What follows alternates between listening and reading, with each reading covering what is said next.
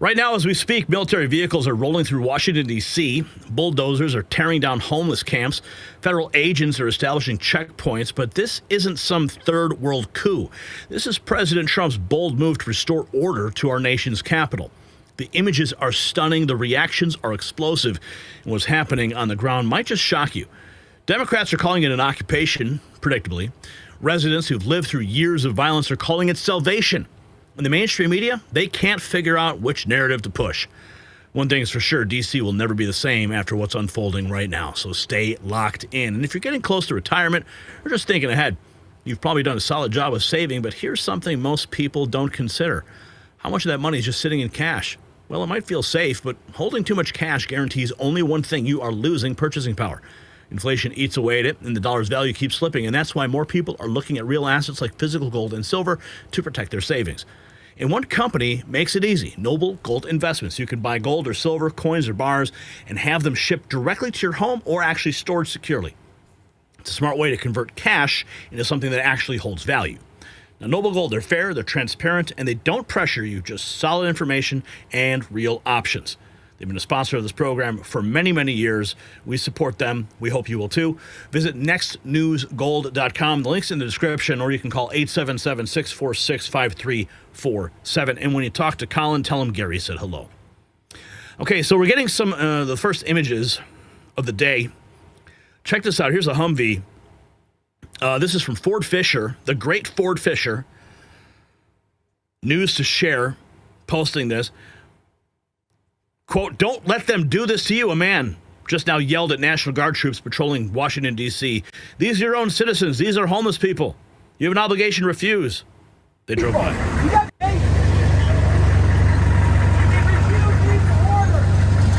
are your own fucking citizens.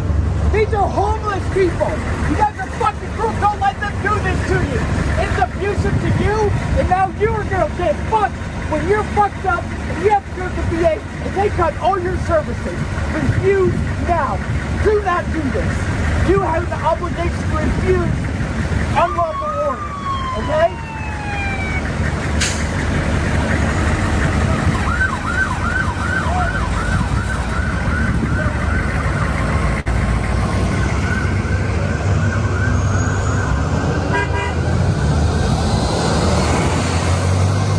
So they're on their way to go and remove some homeless encampments. Obviously, you have a lone liberal screaming into the wind, thinking that he's going to make a difference. But President Trump is on a mission. And so is that white bus you saw following that Humvee, on a mission to remove those homeless people, put them in a bus, and take them to an actual proper shelter. Perhaps that raging liberal missed that point, because that's exactly what President Trump has said he will do. These people are going to be removed from the streets, and the monuments and the areas will be cleaned up, and so will the homeless people. Caroline Levitt, we got this. She posted just a couple hours ago. She writes, "Democrats want to coddle violent criminals. President Trump wants to put them behind bars. Americans reject the Democrats' soft-on-crime policies and overwhelmingly support president's efforts to restore law and order." Let's check in with the press secretary on Fox. 65, according to a Washington Post poll, 65% of D.C. residents say that crime is a very serious problem in the District of Columbia. And while Democrats want to rant and rave and coddle criminals, President Trump wants to put them behind bars. And that's what this task force is focused on doing for the next 28 days. According to a Washington Post. For the next 28 days. However, President Trump has stated that he will implore Congress to extend that, because 28 days is just not enough to clean up the streets and create some stability. If all the criminals know that everyone's leaving in 28 days, they're just going to hold out. They're going to wait. Crime's going to continue. Here's the president in the Oval Office just a few hours ago saying people are happy. People are so happy to see our military going into D.C. and getting these thugs out. As you know, we arrested a lot of people yesterday. We arrested a lot of people today. We're getting people that have arrest records that you wouldn't believe. 28 arrests, 15 arrests, brutal people. And we're going to have to do something about this cashless bail. People are so happy to see our military. Cashless bail, of course, is it's the scourge on the cities. We have it here in Illinois. Here's C.J. Pearson happening now. Homeless encampments are now being bulldozed in Washington, D.C. near the Kennedy Center and Lincoln Memorial. Turns out you can just end the squalor in our cities. Check out this footage.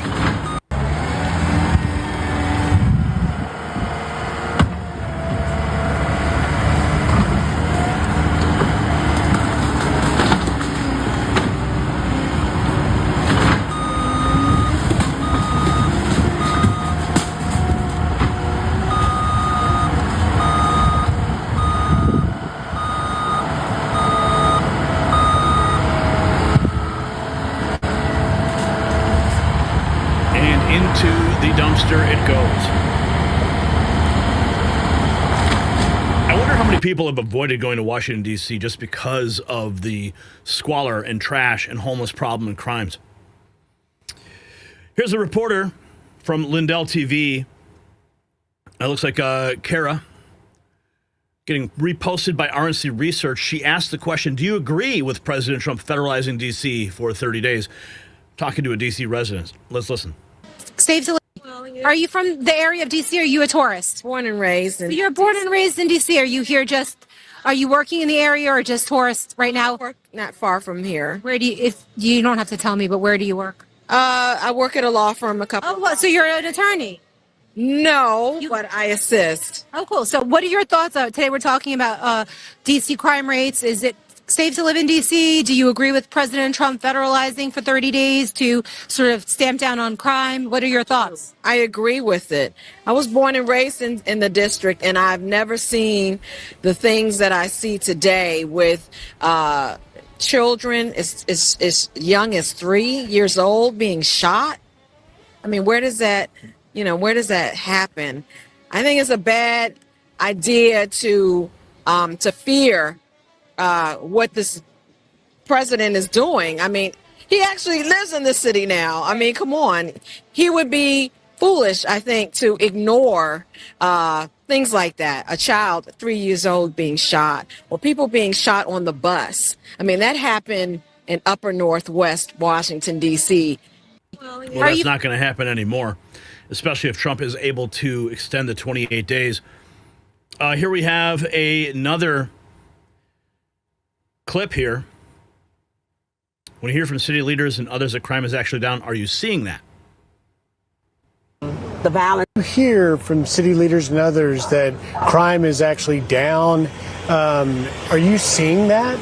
No, I'm not seeing it. We're seeing carjackings, the violence in the communities. So we were advocating then for the National Guard to come out, but they said there was no need. But think about how many lives could have been saved just having them on the scene.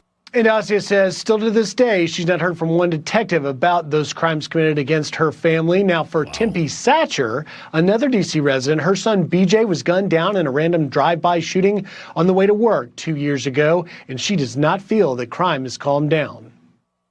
Just today, a young lady was shot over on 15th Street in Northeast D.C. Does that seem like crime gone down? With all the things that are going on with our president, sending the National Guards out, I don't have a problem with that personally, because if MPD can't do it and they need help, then I'm glad they're able to get the help. D.C. residents clearly in favor of President Trump's move. Here we have some more video of that bulldozer. President Trump is serious. This is live footage of the homeless encampment being bulldozed. Okay, podcast. What we're watching right now is, I guess, a bulldozer or an earth mover or a device that is moving things in Washington, D.C. Okay, you got a little ambient noise right there. The homeless encampments are coming down. President Trump is serious about this. He's going to take the homeless encampments down. He's flooded the zone with troops and also park rangers and others, Border Patrol. Judge Janine actually indicted a guy yesterday. He's in the process of indicting a guy for a felony for throwing a sub sandwich at a Customs and Border guy and calling him a fascist right in his face. President Trump said no more spitting on him. Those days are over. President Trump's finished playing games. He's going to clean out Washington, D.C., and then he's going to get the graffiti off the buildings and the monuments. And people spraying monuments, like he said, he went back. There's a 200-year-old law. It's 10 years in prison. He's had enough of it. The Washington, D.C., and anybody will tell you this, progressive Democrats, everybody, it's a hellhole.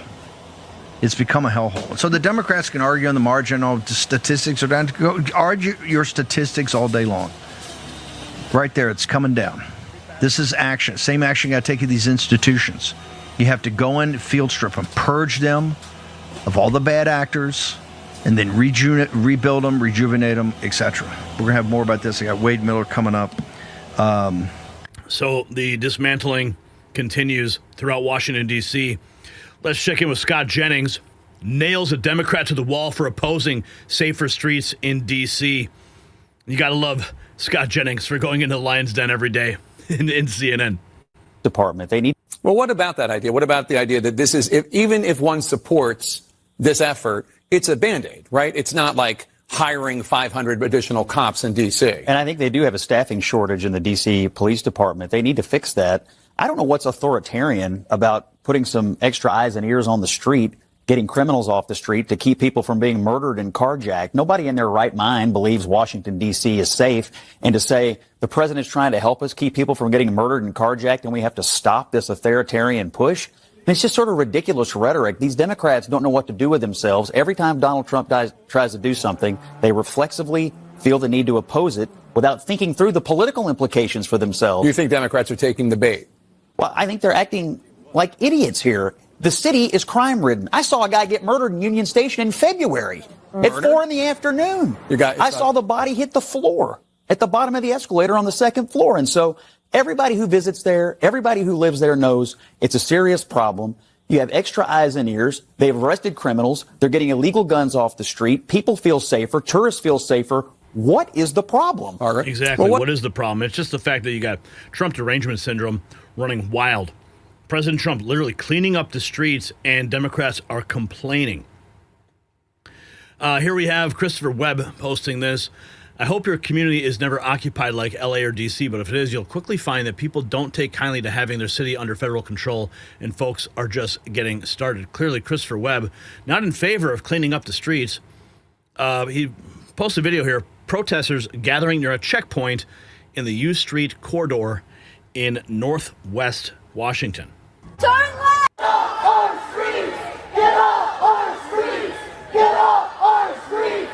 Get off our streets! Why won't you show your face?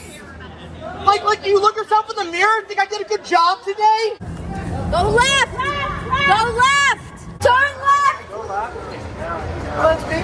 Turn left! Trying to get people to turn left to not go down 14th Street. There's a random search right now. They've pulled over about 6 cars. We've seen 2 people get detained, one by ICE, one by the police, taken, no rhyme or reason. Go left! Turn left! Turn left! Go left!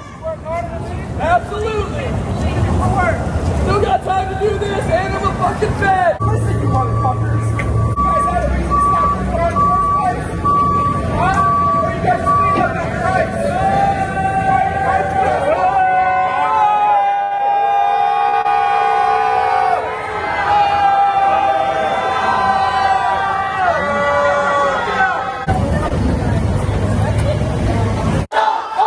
Looks like somebody just found out, right?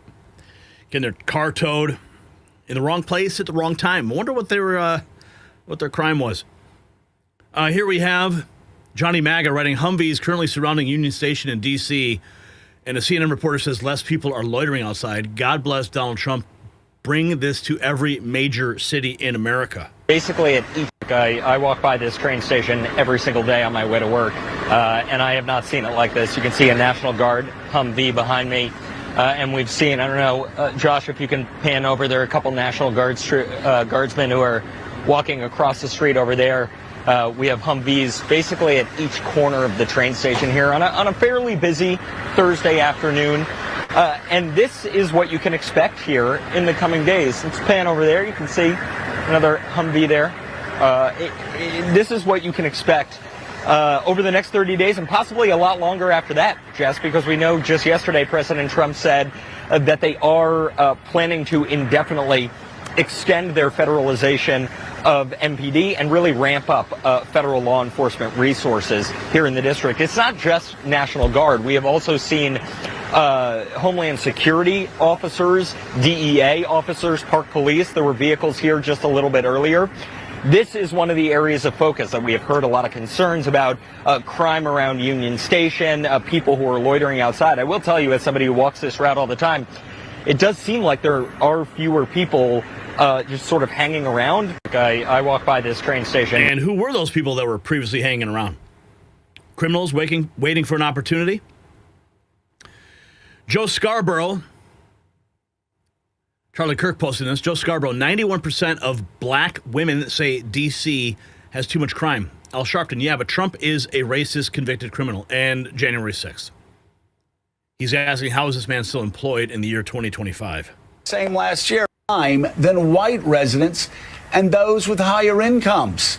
As they were last year, black women are among the most concerned, with 65% saying crime is a very or extremely serious issue, compared with 82% who said the same last year. Rev, I just bring this up just to say there are a lot of, I'll just say it, white progressives who you've talked about and I've talked about, who sometimes think they're trying to help certain segments of the society and they have no idea where they are. Well, right now in Washington, D.C., black women especially are deeply concerned about crime in their city. And I think it would behoove the Democratic Party to figure out how to build a partnership with the president, with the mayor, to make Washington a more secure city for the 91% of Washington residents who are saying today that crime is a serious problem. Wow, Joe Scarborough trying to build a bridge? Let's listen to the race baiter Al Sharpton. Let's see what he has to say. Well, it goes to the situation and problem that I've said to you and I've discussed before, that people are talking for people they're not talking to. There is a concern among many blacks, if not most, and many residents in Washington, D.C. about crime. We have an Office of National Action Network there, so I'm familiar with it. I go in and out. I talk to the people that work for NAN there, led by a woman, a black woman. But the question becomes how Trump is handling it. I think the problem is not that there's an argument about we need to deal with crime. Even though the data says it's going down, the perception and the reality is there. The question is, Donald Trump, the only convicted felon to ever sit in the White House, by the way, pardoned criminals who assaulted police, who threatened the life of the vice president, and did not reach out and try to meet with the mayor and local law enforcement and say, how do we work together to end crime? Are you saying that Trump didn't offer National Guard on January 6th? Is that what you're saying? Right. He just came in, said I'm taking over, and then announced I'm going to other cities, all of whom have black mayors. Okay, sir. Yeah. So yeah, he doesn't have to go ask. Trump doesn't have to ask the mayor for permission. He doesn't have to go to the Washington police chief and say, do you mind if we bring in some troops to help you? No, he's the friggin' president. He makes the order. The order stands. It's a statute. It's on the books. You can't change that. He enacts it and takes action.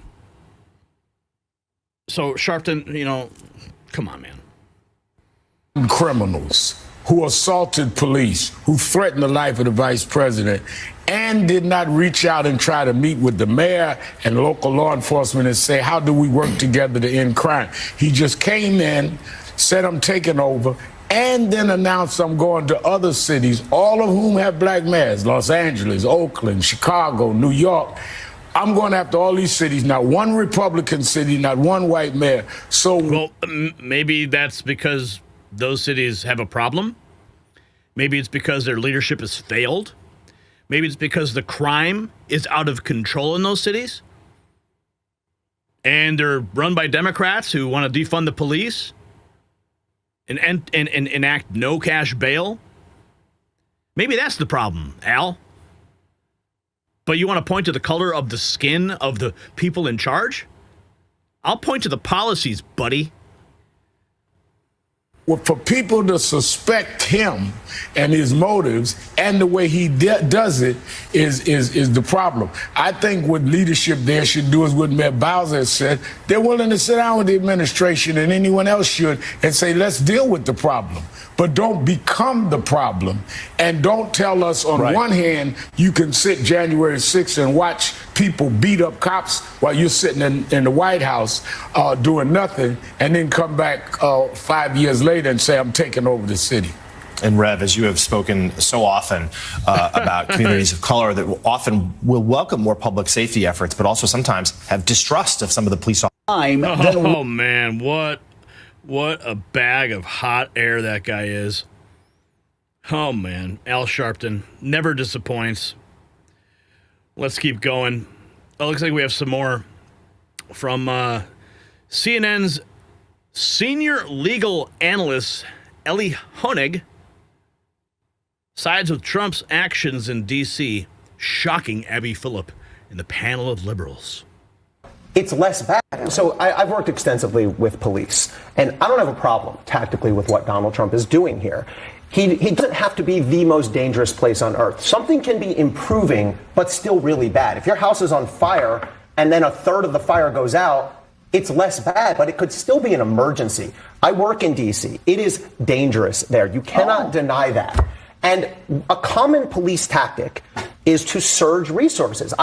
We call them task forces. They're applauded across the board, across the political board. I've done it in New Jersey. I've done it in New York. You take the FBI, you team them up with the Newark PD, what have you. You make a visible presence. Now, is some of it for appearance and show? Yes, because what it does is A, it assures people, it gives people a bit of confidence and security, and B, it deters people from committing crimes. So it's not going to hurt, and this is a situation that needs to be improved. I don't see why there's a problem. And I also reject the January 6th. Look, I've been a 100% unambiguous critic of everything Donald Trump did on January 6th. I believe he should have been charged criminally. I believe the pardons were a disgrace. But why does that mean he can't do anything now to enforce the law to promote public safety?